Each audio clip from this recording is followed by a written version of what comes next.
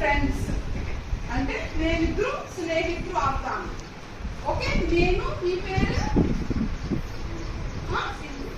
సరే. సో నేను Sindhu friends. So let's be friends అంటే నేను మీరు ఫ్రెండ్స్. సో నువ్వు ఆమెకి చెప్పు లెట్స్ బి ఫ్రెండ్స్.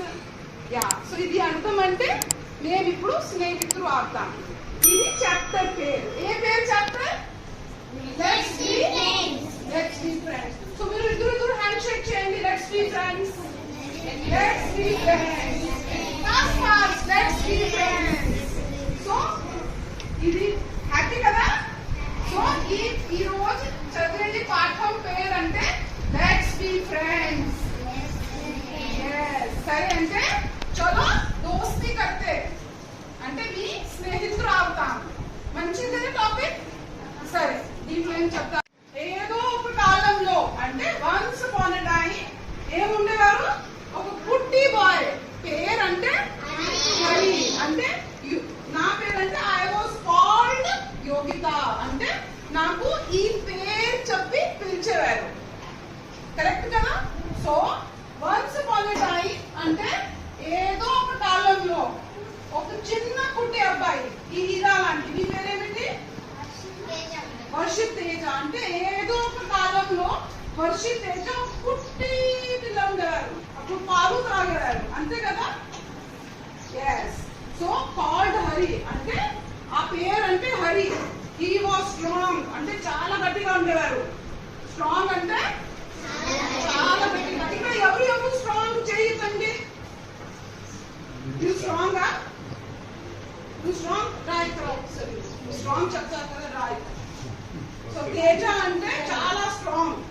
మరి రావడమే లేదు, ఎంత స్ట్రాంగ్. సరే చూద్దాం ఎవరు స్ట్రాంగ్.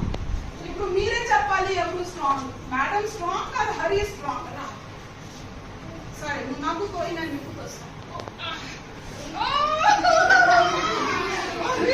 చాలా స్ట్రాంగ్.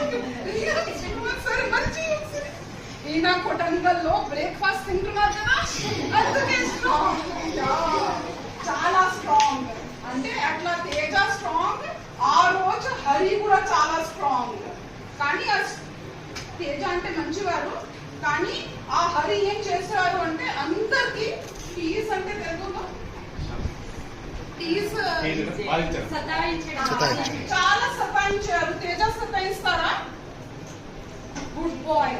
కానీ ఆ హరి అంటే చాలా స్ట్రాంగ్. కానీ చాలా మందికి ఏం చేశారు? సతాయించారు. టీస్ చేయడం. టీస్ చేయడం అంటే సో మీరు ఎవరు టీస్ చేస్తారు? నువ్వు టీస్ చేస్తావా? మేము ఇంటికి వెళ్తే చిన్న కుక్క ఉంటే దానికి రాయి విసురుతామా లేదా? లేదు కదా.